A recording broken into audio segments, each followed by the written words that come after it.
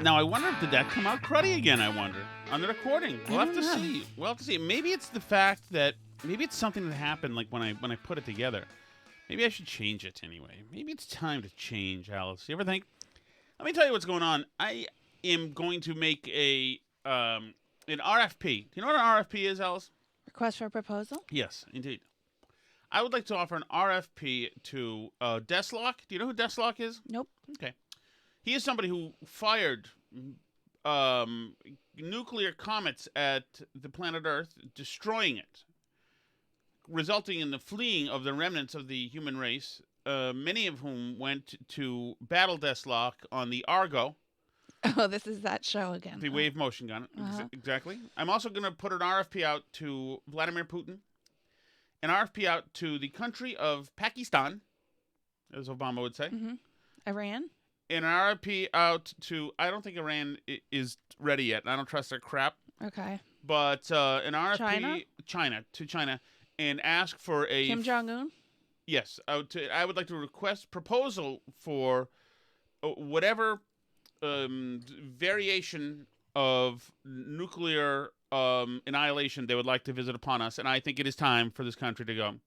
If we are, I don't know what to do when people are on Twitter like saying, yeah, you see, yeah. So the cute girl at the concert in Israel, yeah, fine, her head was off, but we don't know if it was lopped off.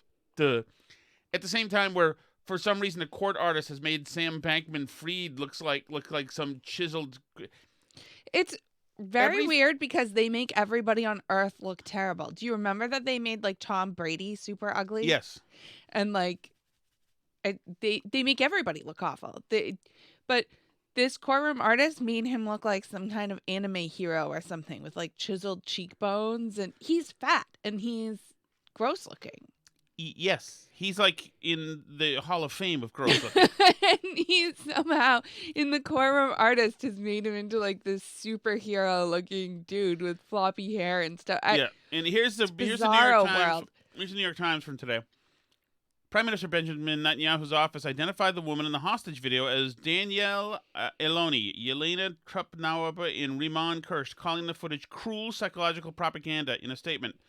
Netanyahu accused Hamas of war crimes and addressed the women. I embrace you. Our heart is with you. And with the rest of the hostages. Here's the follow-up after Netanyahu's quote from the New York Times. It was unclear if Hamas forced the women to make the video. It was unclear? Yeah, it was unclear. We don't know if the video where they're desperate, pleading for their lives and being terrorized, we don't know if that was... The point of the story is whether the video was consensual. Was this non-consensual video? It's also, they have the hostages begging to make a deal, for Israel to make a deal to stop the bombing in exchange for the hostages, which, by the way, Israel has offered to Hamas and turned down. So this is just purely for propaganda purposes. Of course. And this is, this has been verified by outside sources that Israel has already offered this to Hamas to say, like, we can do a ceasefire if you'll give back all the hostages. It's not happening. They don't want that, but they're making these hostages do that as a form of propaganda to try and make it seem like this is Israel's fault, like Israel's turned it down. And they know dumb people on the internet are going to believe it, and then you have people smugly saying on the internet, well, Israel's losing the propaganda war. Like, shut up. Who cares if they lose the propaganda war? That's not what this is about. They just want to be able to live, for goodness sakes. It's absolutely ridiculous, all these people. And then, even Vice News has this thing. Did you see that I sent us this article where he says it makes him ashamed to be a journalist? Not that, he's really a journalist, but this guy at Vice News, what's his name? Michael Moynihan? No, he was tweeting about the article. Surya Cherfi. News coverage of Israel and Palestine makes me ashamed to be a journalist. Calling Palestinians killed in Gaza casualties of war loses sight of their humanity.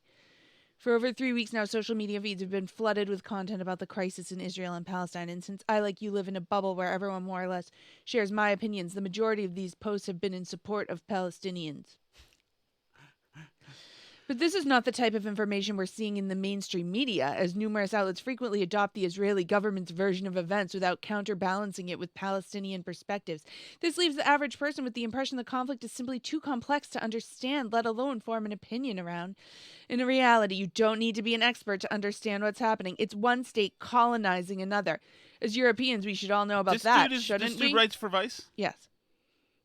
Of course, the geopolitical context surrounding it can be confusing, but the central issue here is to honor both Israeli and Palestinian victims while understanding that the initial cause of all this suffering on both sides is the colonization of Palestine by Israel. And anyone speaking about the conflict without acknowledging this crucial piece of context is telling a very partial version of the story. And then he gets into why he became a journalist. And when he reads mainstream coverage of the war, he feels almost ashamed to be a journalist, to be one of them. I'm part of a sector that has clearly contributed to the continued oppression of the Palestinian people, and many others for that matter. Neutrality is supposed to be an essential journalistic principle. It's a contested subject. He goes on and on like this. One of my favorite quotes here that he has is that Hamas is an organization that is often compared to ISIS. Israel, the U.S., and multiple countries in Europe define it as a terrorist movement. However, Hamas defines itself as an Islamic resistance movement with a political party and a military wing. Oh, well. And is seen that way by Palestinians and other Arab states. After all, Hamas has been running Gaza for 17 years, providing many regular services like any governmental administration would.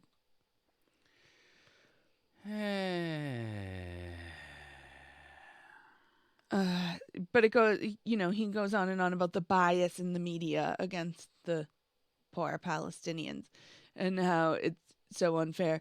As a result, when Hamas killed Israeli citizens on October 7th, they were described as a terrorist group brutally murdering the innocent. But when Israel in turn killed Palestinian civilians in Gaza, the headline suddenly changed to defining the victims as casualties of war. Why would that be? Interesting. The message it gets across is that the Israelis are waging war and the Palestinians are terrorists. People find it difficult to understand why Hamas has the support of some Palestinians. Hamas was founded, and then he gets into his history. But, I mean, are we serious right now that we're publishing absolute drivel like this in actual, news I mean, I know it's Vice, but still. Yeah. I mean, I don't know at this point. I don't know. I don't know anymore where the center is. By the way, Mayim Bialik is in trouble. This is not scripted, which I feel like if I start writing what I'm feeling, I may never stop. So I decided to talk a little bit about what some people may not understand about what your Jewish friends are experiencing. So imagine if there was a massacre of an ethnic group or a religious group, the equivalent of 50,000 Americans. And imagine if what happened after that was that all over the world, there were marches of tens of thousands of people calling for further massacre. So I don't know why she's in trouble, but I've seen people are mad at her. Because she's not pro-terrorist? No, she's in trouble by. It's like the response people are mad at her. Like Podhoretz is mad at her, and people are mad at her, and I don't know exactly what she did. Okay, I haven't seen that, so I'm not sure. Yeah. Hold on, I did have the thing. Anyway, it's all this stuff is coming out at one moment. This woman, my reaction to Mayim Bialik's video, who I really suspect and like, by the way, just my raw thoughts. Okay, here we go. Good morning, everyone. I just finished watching Mayim Bialik's recent post about how she sees things, and it took October 7th for her to see things. Okay, and that's what we played. I'm just so, I don't know. I don't understand why it has taken so long for people to see what a lot of us have been screaming for the last 4 years, especially, and I hate to say it, especially the progressive Jews in America. You thought marching with these leftist organizations meant that you were one of them and that they supported you. You failed to read the charter of Black Lives Matter that had anti-Semitism written in it from the beginning. You failed to notice the anti-Semitism at the women's marches by Linda Sarsour on stage, one of the people on the board. Okay, so the knock against her is that she's just waking up into this.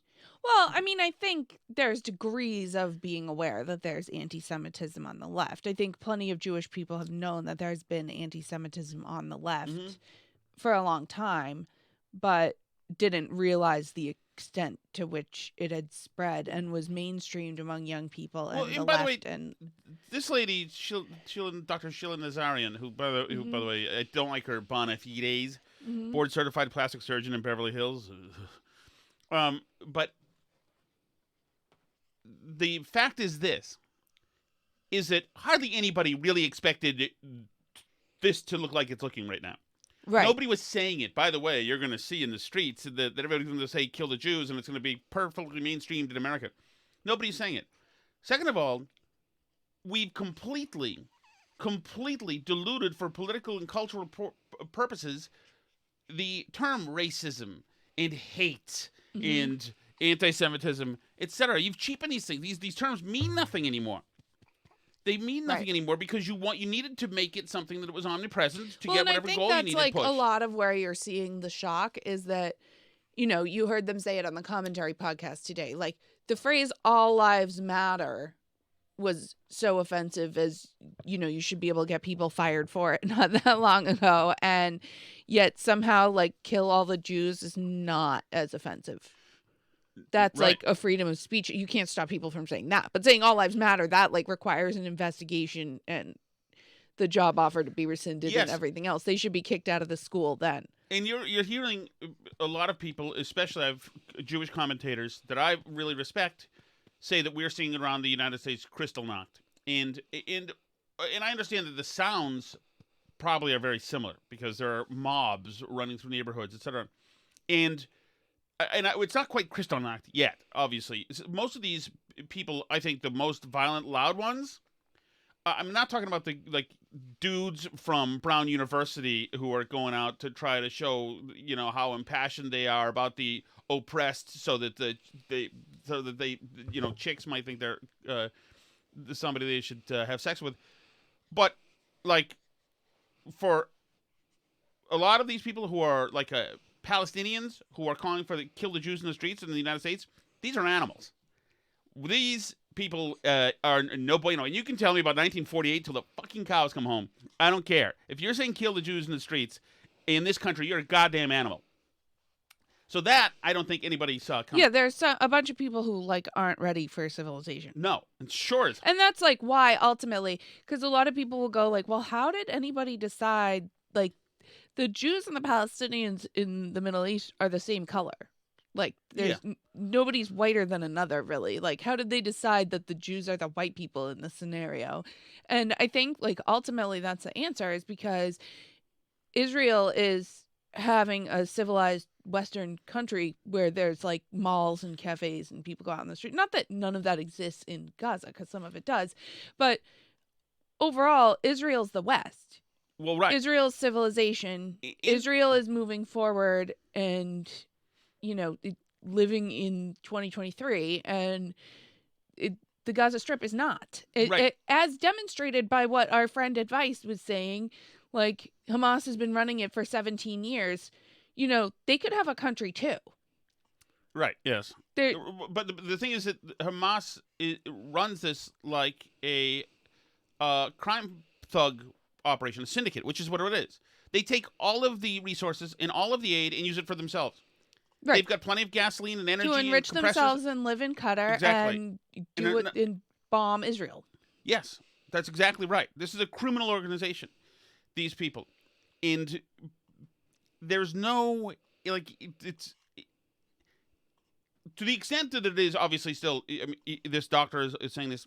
It's still yes. I am surprised because this wasn't this until this here anyway. In the U.S., I knew, and we all knew that this was happening. That these that around the world, and especially in radical Islamic centers, that Jews had no chance.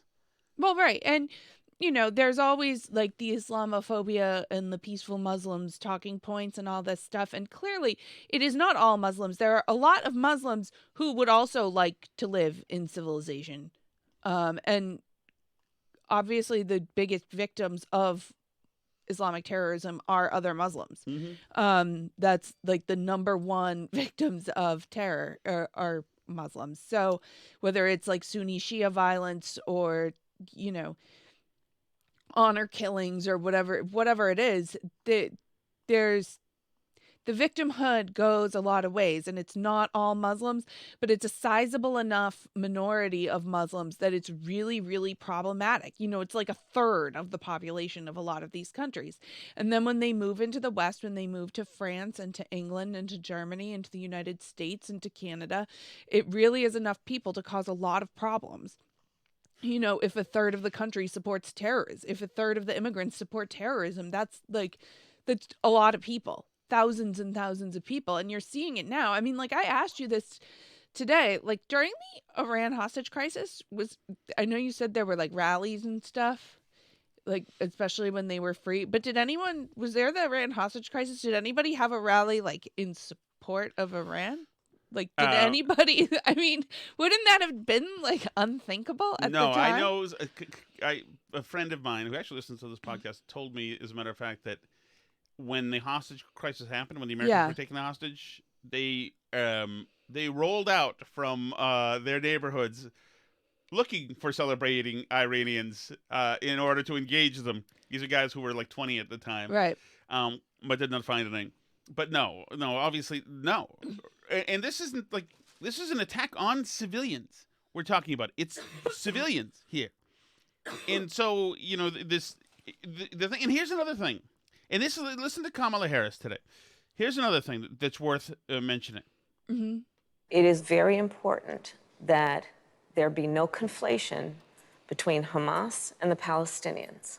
The Palestinians deserve equal measures of safety and security, self-determination and dignity.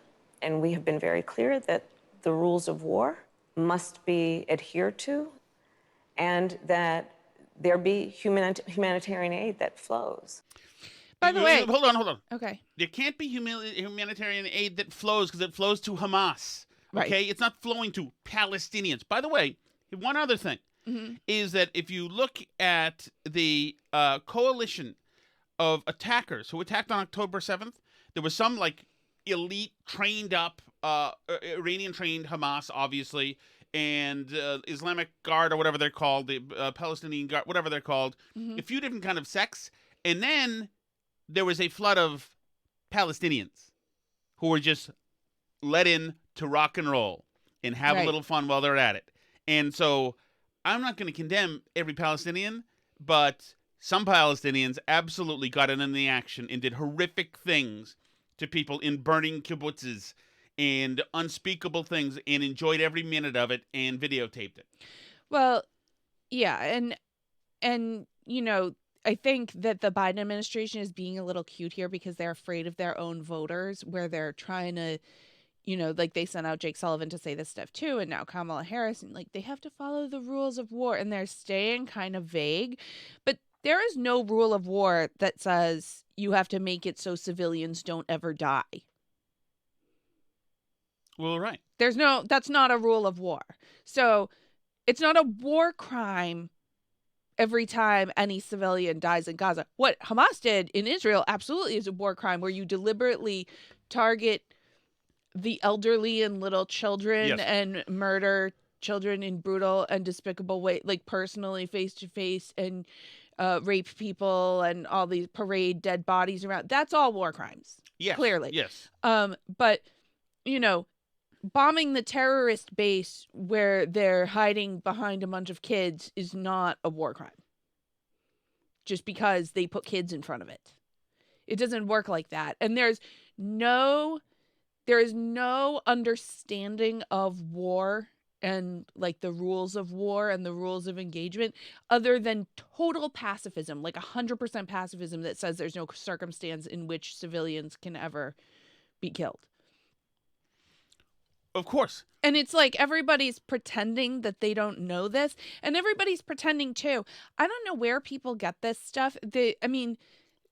It must just be too long. And I know that the United States gets involved in wars abroad, but it must just be too long from where war has directly impacted the American people. And we've seen and heard enough about war where people don't understand this somehow, and have developed this delusional view of war and violence that, it's like something that the kids' school would teach them about, like how to get along with other kids, where they keep saying like, well, the way Israel's reacting, it's just going to cause all this resentment and continue the cycle of violence, and these kids are going to grow up hating Israel more because Israel's bombing them, etc. It's just continuing the cycle. It's like when people tell you that you have to like walk away and ignore the bully or Yes. whatever, but that's not true. It doesn't actually work like that in real life. Right. Ignoring the bully doesn't do it. And I heard this debate between Coleman Hughes and this guy, this Palestinian lover guy, and he was all about it. This doesn't start October 7th. This doesn't start October 7th. You have to go back to 1948 when what are they called? What are the things, the British Bunratty agreement, whatever, in 1915 when they decided to give Israel a homeland, whatever it is. And in 1948, he said Balfour Declaration. Yeah, right, exactly. And they were and some Palestinians were genocided, and of course, like the Israelis were attacked in 1940, and whatever, the Palestinians were genocided out of their homes, they were kicked out of their homes, and this and that. So that's why he's saying it's okay now that you can't just take October 7th, in a silo. You can't just separate that out. You have to think of the whole timeline. You can't just separate it out.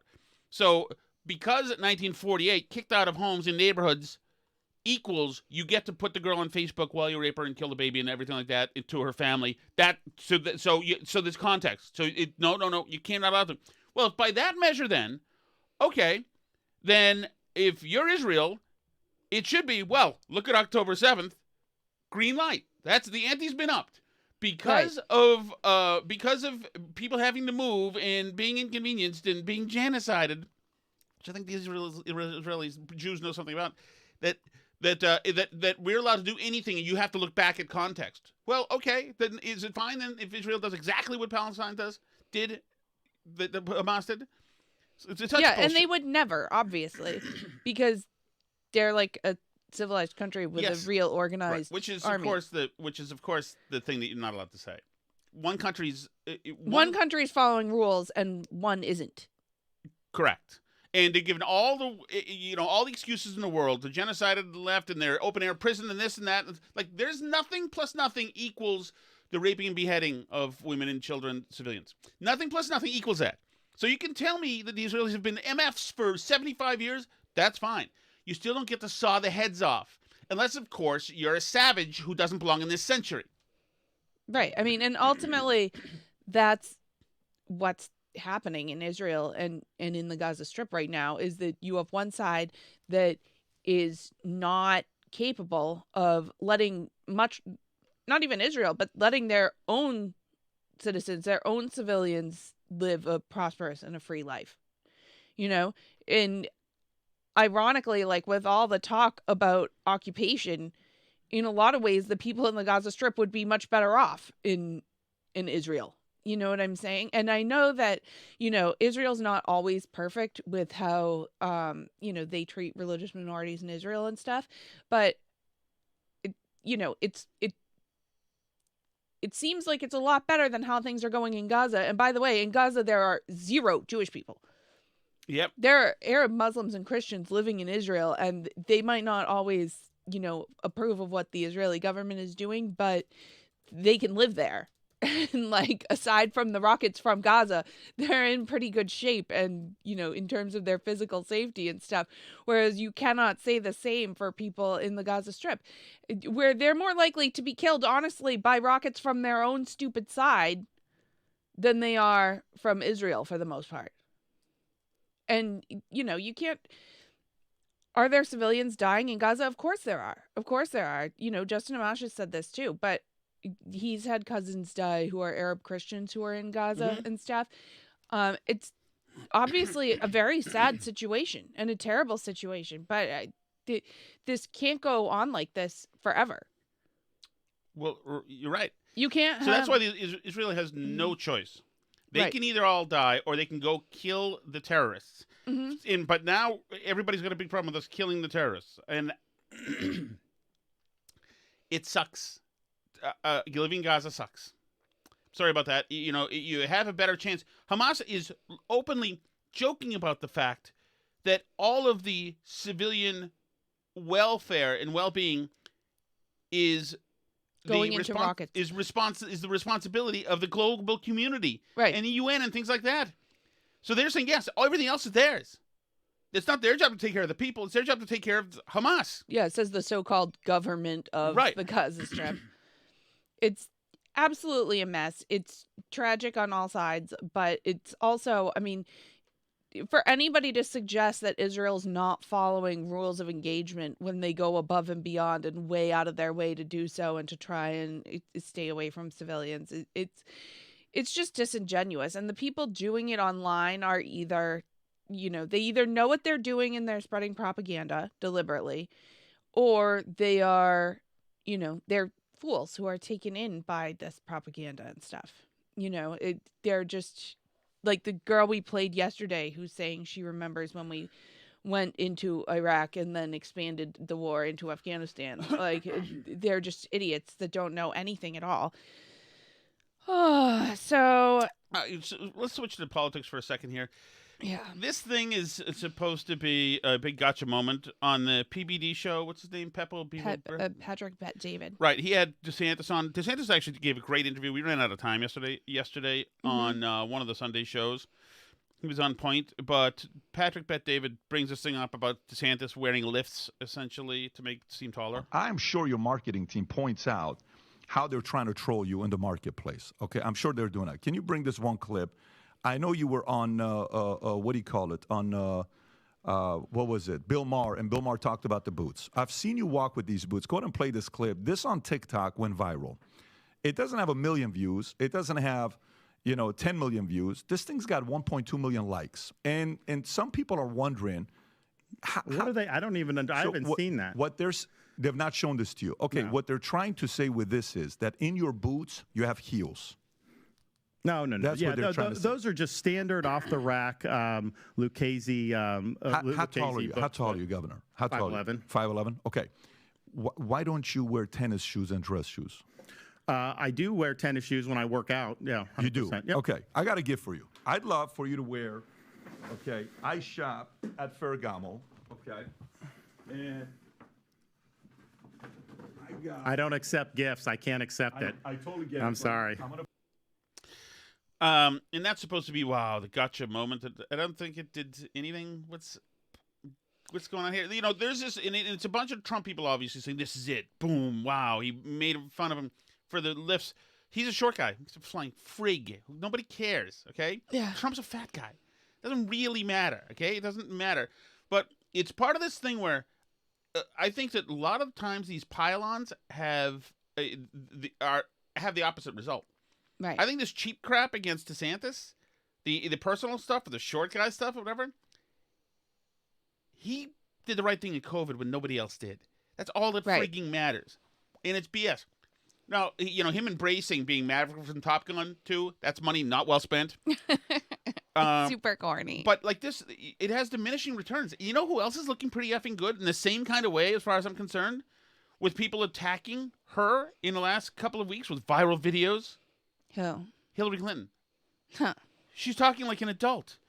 She was like, somebody said that like we need to have a ceasefire in Israel during one of these, town hall things, and she shot this guy down and said, "No, absolutely not. You can't do that right now. You have to.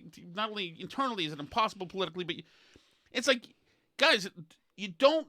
You know what it reminds me of? What? It's bad form. It reminds me of like 15 years ago when guys were throwing pies at Ann Coulter when she was at the podium. you might feel good doing it. It's an easy, cheap shot, and you get a free one in, and there's not much the candidate can do there, but it looks crappy. Yeah, I mean, and the person, nobody looks dignified with pie on them, but but that's the point. The point is, it's like no, I know, it's but low. It is low, and and so Tommy in the chat is saying, I don't get the DeSantis hate. He is pretty confident, but he is a stiff. He is awkward. It is true. Yeah, that's fine. Though. I'll take stiff and awkward all the time. I know, but it doesn't necessarily work with voters always. Well, but somehow Nikki Haley is surging, so I don't get it. I don't get it. I know, but I think they're like splitting up the stiff and awkward, competent on policy vote. Although Nikki Haley is not that competent on policy, she's taken in by everything. I feel like. I mean, to me, she comes off as having the right answers for things. So maybe she's a good study. But I mean, I'm utterly. I can see her giving her concession speech. That's the problem. Right. And the other problem is, too, because there's a lot of talk about them splitting the vote. And there's a lot of talk about this Iowa poll, this most recent one that has Trump at 43. He's up more than the last Iowa poll, because every time there's about to be an Iowa poll, everyone's like, oh, now we'll see if Trump is really. Trump's at 43. And then tied for second place, you have DeSantis and Nikki Haley tied for second with 16. So then there's a bunch of people, and then I forget what Tim Scott is at, but a bunch of people were going, well, look, you have DeSantis and Nikki Haley and Tim Scott, and if you add them all up, you're within a stone's throw of Trump. See? More than half of the voters in Iowa don't want Trump, which is the same stupid thing people said in 2016, as though everybody who has someone else as their first choice is somehow not going to pick Trump. But at the end of the day, I'm probably a DeSantis as my first choice, but I'm not going to switch to Nikki Haley. If DeSantis dropped out tomorrow, I probably would vote for Trump. There's probably no one else left in that I would consider good enough to do it. Mm.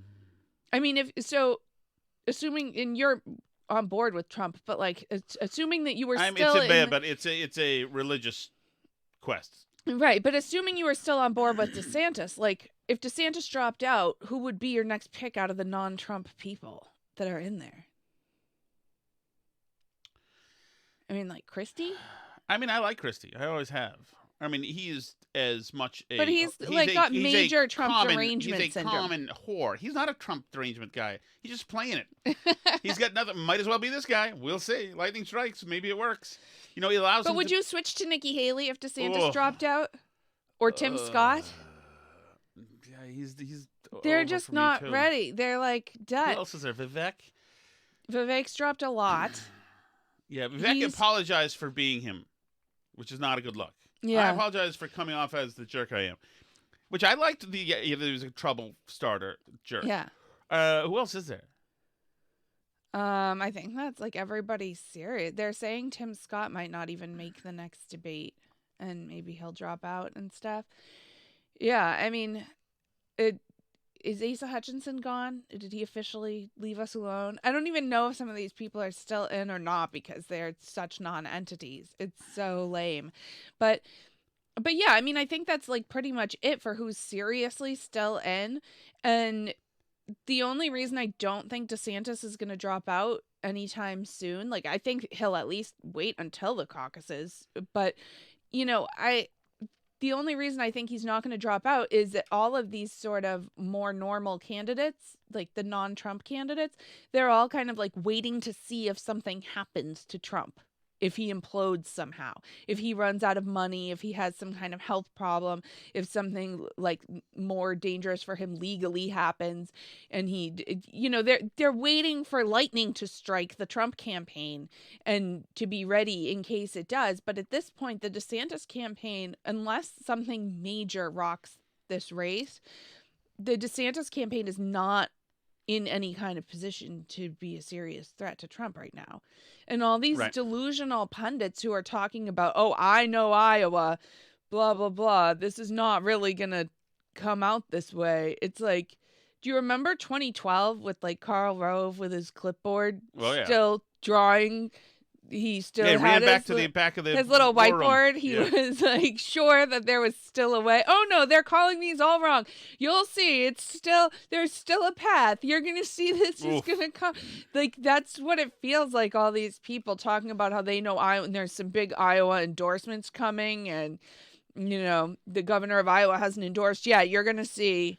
I know the Iowa voter. Like, no, shut up. It's just so lame. Like, just admit that the DeSantis campaign is hanging in there in case Donald Trump, gets hit by a bus tomorrow. Right.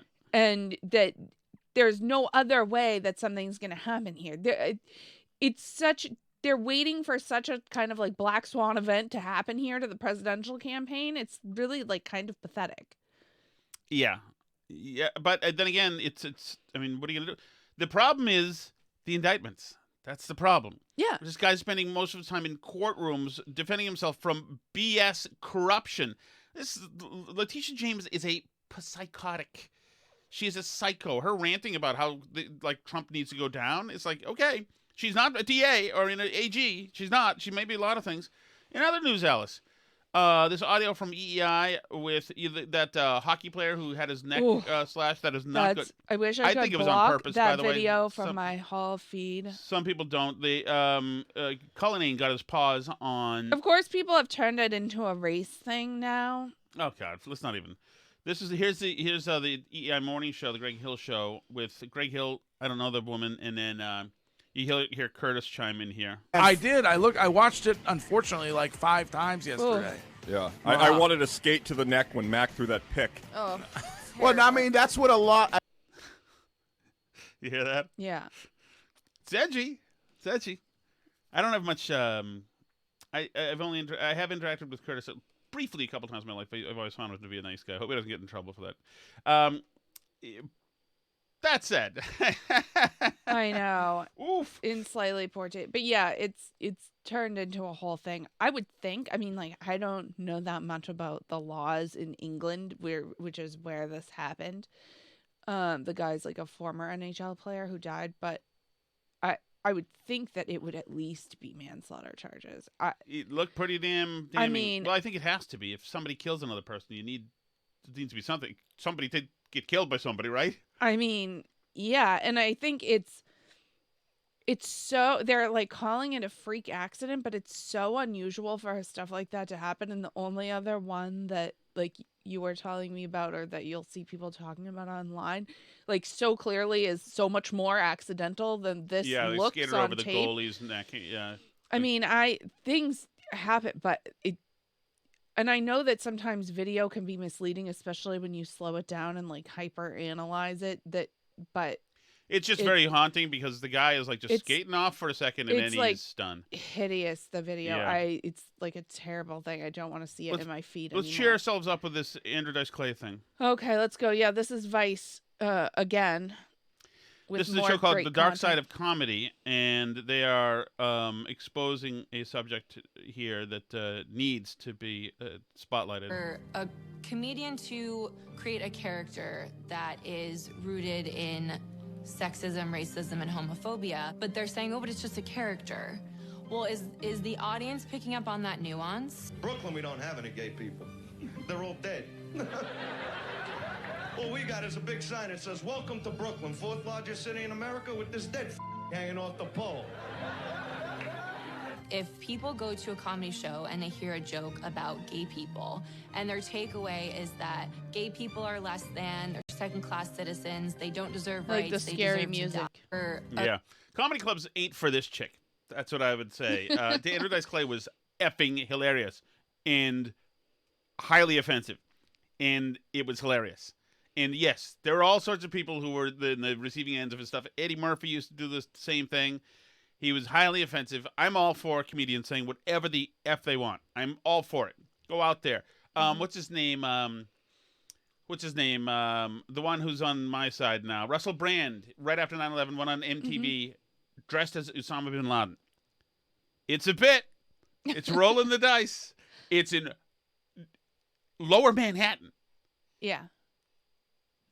It's offensive, But hey, somebody's got to be the most offensive person at some point. I've got no problem all for it. That's fine. That's why I hope my friend Chris Curtis does not get in trouble. Let's see. What else do we want? Okay. The people who think that the whole thing, that the whole October 7th attack is faked or like not real or not as bad as Israel says, is now analyzing the manicure of somebody who was rescued, that Israeli soldier, Ori Magadish, and they're looking at her manicure and saying that they think that she wasn't really captured by Hamas because her manicure looks too good still and stuff. Like, so that's the point that they're at in their deep investigation of all the so-called fake so news. There are two sides of this, the people celebrating the massacre that happened to Israel. One, the people who say it, they deserve it because 1948. Right. Or two, it didn't happen. Right. And that's it. Those are the two versions. Yes. So, of course, that's where the left is at the moment. I think this is good PR, this thing the House GOP is doing, where they want to give $14 billion in aid to Israel by cutting from the IRS. First good idea I've heard come from the GOP in the House in 30 years. Yeah, it's been a while, that's for sure. But, I mean, I don't think that's necessarily, like, actually going anywhere, but it's a good proposal. It's win-win. So that's Ukrainian aid? No, Israel aid. Oh, really? They want to give $14 billion to Israel from IRS money, from the expansion that Biden did, so that they can look into your $600 Venmo transactions. Yeah, I'm all for it. Good luck, fellas. Alice, what is the hot sauce? That is the Chelsea Fire Wicked Hot Sauce. They bring us the Chelsea Fire Wicked Hotline. Oh, was there? Remember you said there was something we wanted to talk about yesterday, but we didn't? Oh, yes. The General Lee thing. Oh, yes. It's the burning of the statue. Yeah. Right. So, and the reason why this is important is because, I mean, going back to the whole statues debate, which has not been front of mind now for a while, but it's critical because, you know, this goes back to all the lies that they told us about the statues at the time, including the, like, very fine people on both sides stuff and all of that, right? This is a statue in Richmond, the big one, right? Yes, this is a General Lee statue. Right. And, you know, and they told us, if you remember, because a bunch of people said this is erasing history, this isn't right. I mean, forget the fact that Lee generally has been considered an incredibly honorable and, you know, sort of the noble enemy kind of guy, even by the Union and by Lincoln and by everybody else. Lincoln tried to hire him. Right. And, you know, and really had, like, more loyalty to the state of Virginia and all this stuff. I mean, complex figure, obviously, but it really has not been considered a villain by anybody in all of this, right? At any time post the war. And a bunch of people have raised examples, too, of how he's portrayed in, like, even Civil War movies from the 90s, like with Martin Sheen, you know, that he's not portrayed as being, like, Hitler or something, the way they want it. But anyway, the left had said, you know, we're not trying to erase history, but these things belong in a museum. They shouldn't be out being publicly celebrated. Do you remember that line? Yes. We should have this all in a museum where it's contextualized and it's in context of, you know, the white supremacist culture of the South, et cetera, et cetera, et cetera. It's going to be put in a museum. Well, surprise, surprise, this Lee statue that they took down did not end up in a museum. But not only did they melt it down, but the Washington Post did a whole big feature on them melting it down, including video of them melting it down, gleeful video of them melting it down, where they, like, focus on the face of the statue melting down and all this stuff. And they're going to remake it into new public art. Sure, the new public art will be beautiful, just like the MLK pieces up here. The MLK pieces and the, what was the Afro comb piece that they did. And did you see this new fountain in Vienna that they unveiled to celebrate the spring water that looks like it was made by freaking toddlers? Oh, They really? spent like millions of euros to do this new like public art fountain. Just search Fountain Vienna. But there's the thing is as well is that they're not getting rid of the statue for Lee because he was a Confederate general. They're getting rid of the statue of Lee because he was part of white supremacy. Mm-hmm. As are you, by the way. As is Abe Lincoln, as is almost everybody. As a matter of everybody who's white. That's what it is. Yeah. We're all oppressors. And you can be Lee or you can be Disney. It doesn't matter who you are. You are, this is the determination. It doesn't stop anywhere. So when they do weird ritualized videos where they zoom in on them melting down the face of like essentially a beloved hero by a lot of people, and by a lot of people who, by the way, fought against him in the war at the time, was still beloved by them. You know, he wasn't like disgraced and put in prison or something. He was really like considered. There's a reason why there are still statues of him. Put it that way. Right. But he's also a very notable American. Yeah, I would say so. And, you know, and it just highlights once again, too, the moving of the goalposts by the left with the statue stuff. We're never going to do this to Washington and Lincoln. This is going to go in a museum. We're not erasing history. Oh, but we are erasing history. We're actually melting down the history, and we're going to turn it into something new and ugly that celebrates bad stuff. They're going to turn it into some, like, hideous George Floyd public monument or something stupid. It'll be like some weird brutalist thing because now traditional art is out. We're starting at year one again. We're throwing everything down. This is now year one. This is beautiful. Find it beautiful. Yeah, so congrats to everybody who thought that maybe they were being genuine and gave them the benefit of the doubt with the thing about statues, that maybe it somehow hurt them that this statue of Lee was out there. But they didn't mean it. They were absolutely planning to continue moving the goalposts, and the slippery slope is real. They were not going to be happy. They're going to be melting down Washington next. And of course, well, yeah, in changing the name of Washington, D.C., obviously, they got rid of Providence Plantation, so it had nothing to do with slave plantation. And Plymouth Plantation. It's the Plymouth Patuxent now. Right. Because I don't know, like, how...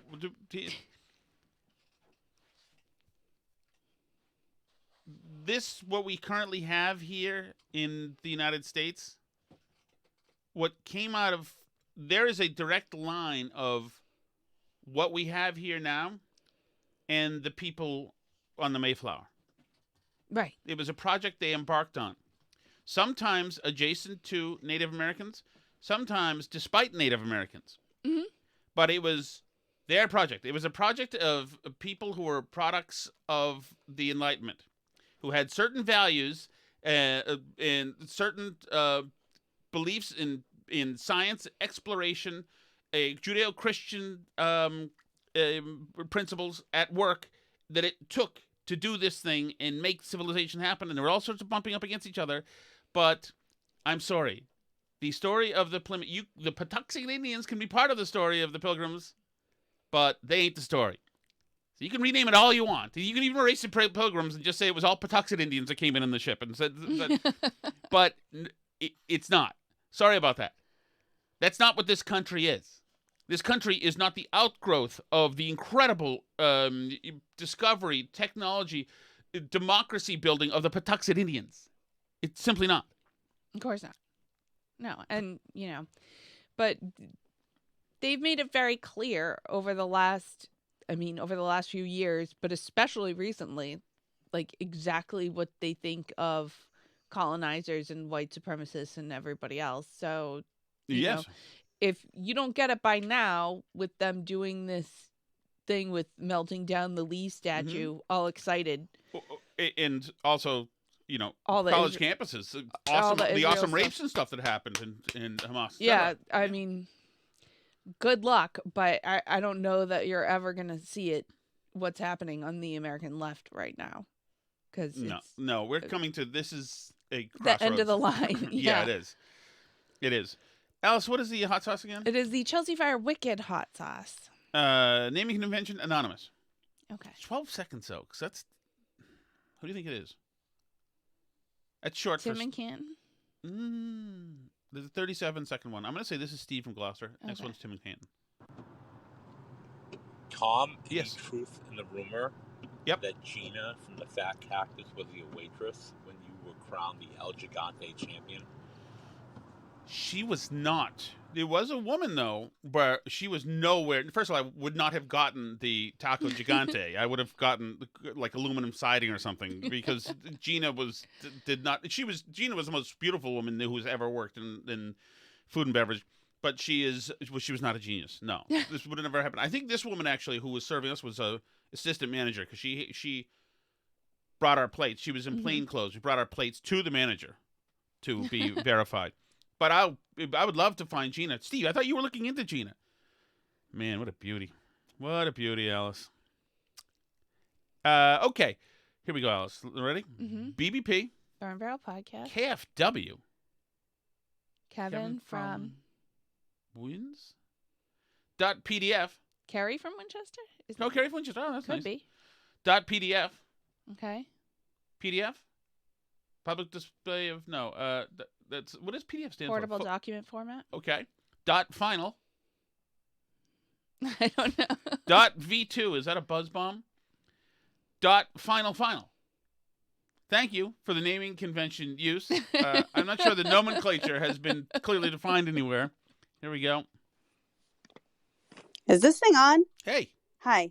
This is Carrie from Winchester. There we go. I got it. Hello, Tom and Alice. Congratulations Thank on you. your new arrival. Thank you. It's the first time I'm calling this, what is it? The Chelsea Wicked Fire Hotline.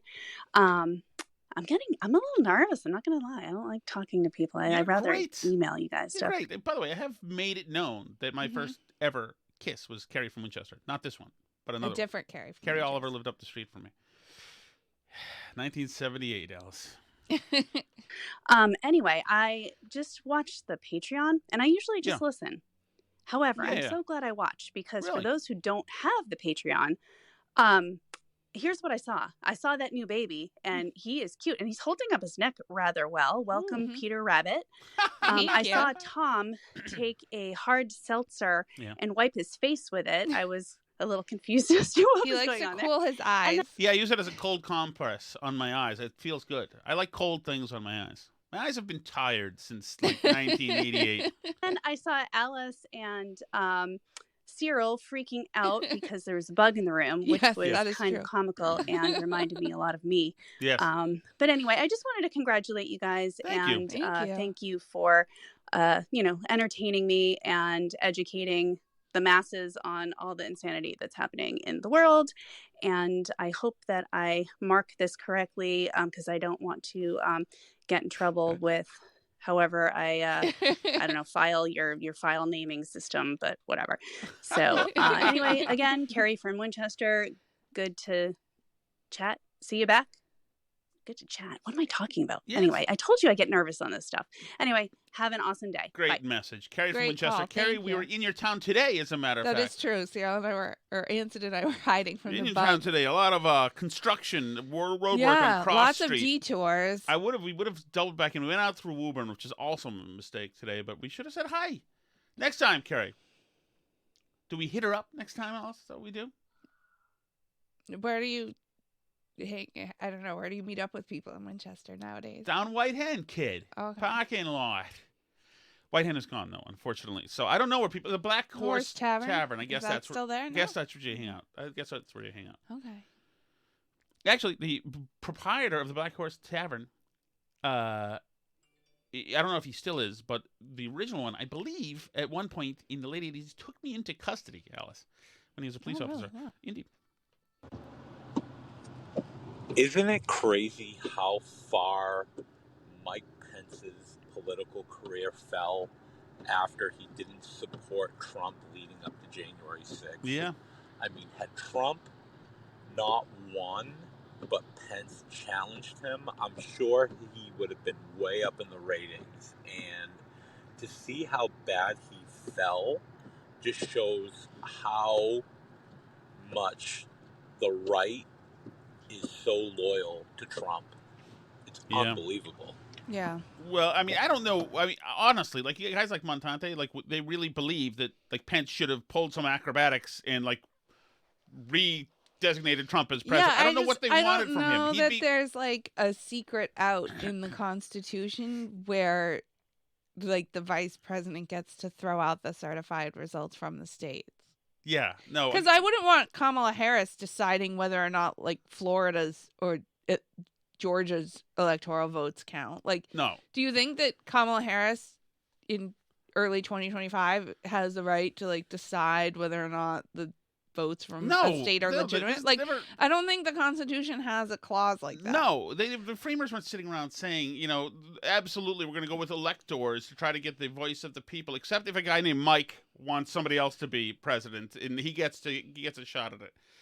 No, I don't. I mean, I understand the argument is that if like the votes aren't legitimate, that there should be like a process to decide.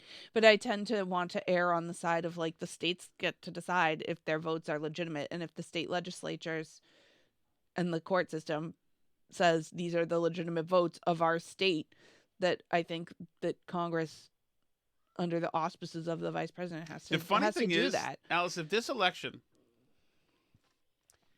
See, if somehow Trump can delay, there will be, if Trump wins, a bunch of them are going to protest the votes. There's going to be fraudulent electors, slate of electors. Yeah. There's going to be stuff they want the VP to do. It's going to be all sorts of stuff. You're allowed to go into the Capitol. You're allowed to... Everything that everybody's doing time for now and Trump is indicted for will suddenly be absolutely okay. Oh, yeah. Context. Anyway, of course, it's always context. It's okay if our side does it. That's the bottom line at the end of the day is that's how this always works for the left. Anyway, thanks for joining us. You can, as Carrie mentioned, see video of the show. You can join us for the live stream. You can even get some extra show if you want to join the Patreon. That's patreon.com/burnbarrel. And of course, always free burnbarrelpodcast.com. C'est la vie.